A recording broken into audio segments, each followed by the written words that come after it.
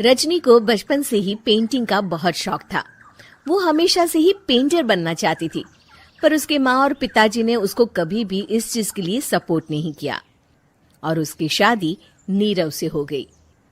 नीरव रजनी को बहुत प्यार करता था, पर रजनी हमेशा चुपचाप ही रहती। वो इस शादी से खुश नहीं थी। वो ये शादी नहीं करना चाहती थी। उसे तो हमेशा से पेंटर जो बनना था। अपने इस सपने को वो नहीं पूरा कर पाई, इसलिए वो हमेशा उदास रहती थी। रजनी, बहुत ही बढ़िया फिल्म लगी है, कल देखने चले? नहीं जी, कल मुझे बहुत काम है, मैं नहीं जा पाऊंगी। अच्छा तो कोई बात नहीं, संडे को चलते हैं।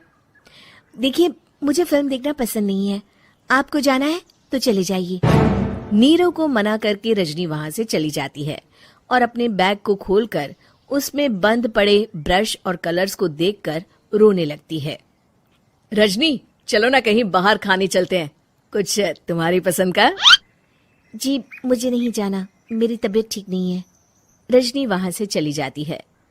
नीरव को समझ नहीं आता कि रजनी उससे इतना दूर क्यों रहती है। वो जब भी उसके साथ वक्त बिताना चाहता है, रजनी कोई ना कोई बहाना बना देती है। एक दिन घर पर कोई नहीं था। रजनी घर का सारा काम जल्दी से खत्म कर लेती है। घर पर अकेले होने के कारण वो सोचती है कि वो आज पेंटिंग करेगी।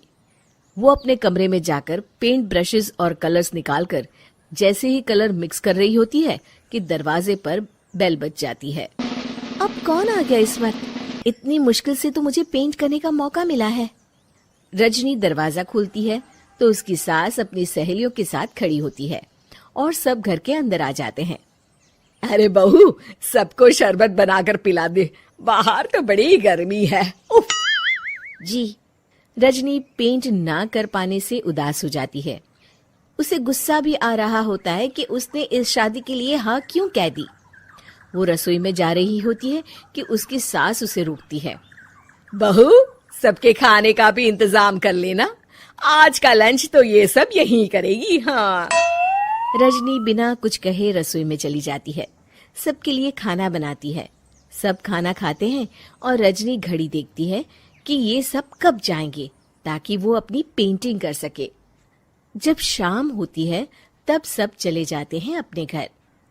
अरे बहू, सब तेरे खाने की तो बहुत तारीफ कर रहे थे, सबको बहुत अच्छा लगा खाना।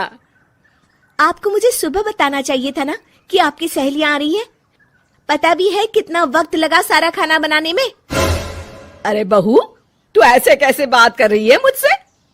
तो और कैसे बात करूं? मैं इस घर की कोई नौकरानी नहीं हूं कि इतना काम करूंगी। रजनी अपने कमरे में जाकर दरवाजा बंद कर लेती है। शाम को जब नीरव आता है तो उसकी माँ उसे पूरी घटना के बारे में बताती है। क्या रजनी ने आपसे इस तरह बात की माँ? हाँ, और पता नहीं उसे क्या हो गया है, शाम से बाहर भी नहीं आई है। मैंने तो कई बार आवाज दी, खाना भी नहीं खाया उसने। तू ही बात करके देख ले बेटा। नीरव अपने कमरे का दरवाजा खटखटाता है। रजनी, दरवाजा खोलो, मैं हूं। रजनी दरवाजा खोलती है और फिर वापस जाकर अपने बिस्तर पर लेट जाती है। रजनी, माँ से बात करने का ये क्या तरीका है? मैंने कोई गलत बात नहीं की है। अरे तुम क्यों ऐसे बर्ताव कर रही हो सबके साथ? क्या तुम इस शादी से खुश नहीं हो? रजनी कुछ नहीं बोलती। अरे बताओ मुझे रजनी, क्या ये शादी तुम्हारी मर्जी के खिलाफ हुई है? हाँ, मैं ये शादी कभी नहीं करना चाहती थी। तुमसे क्या, मैं किसी से भी शादी नहीं करना चाहती थी। रजनी रोने लगती है। चुप हो जाओ रजनी, बताओ मुझे, तुम क्यों नहीं करना चाहती थी शादी? रजनी बेड के नीचे से अपने पेंटिंग्स, कलर्स, ब्रश, पेपर्स निकालती है। इतने में उसकी सास भी कमरे में आ जाती है। ये देख रहे हो, ये थे मेरे सपने। मैं पेंटर बनना चाहती थी, पर माँ पापा ने कभी सपोर्ट नहीं किया और मेरी शादी करवा दी। मेरे सारे सपने टूट गए। हर वक्त बस गुस्सा आता रहता है मुझे। मैं जानती हूँ कि आप लोगों की इसमें कोई गलती नहीं है, पर मैं क्या करूं, मुझे समझ में नहीं आता।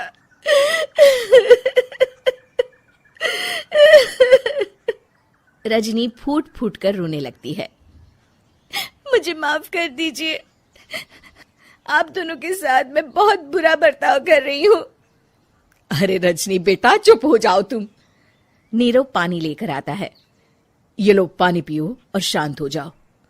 रजनी पानी पीती है और उसकी सास पेंटिंग्स देख रही होती है। अरे नीरव, हमें तो पता ही नहीं था कि हमारी बहू कलाकार है। अरे कितनी अच्छी पेंटिंग्स बनाई है, देखो तो। ये वाली तो मैं अपने कमरे में ले जाऊंगी।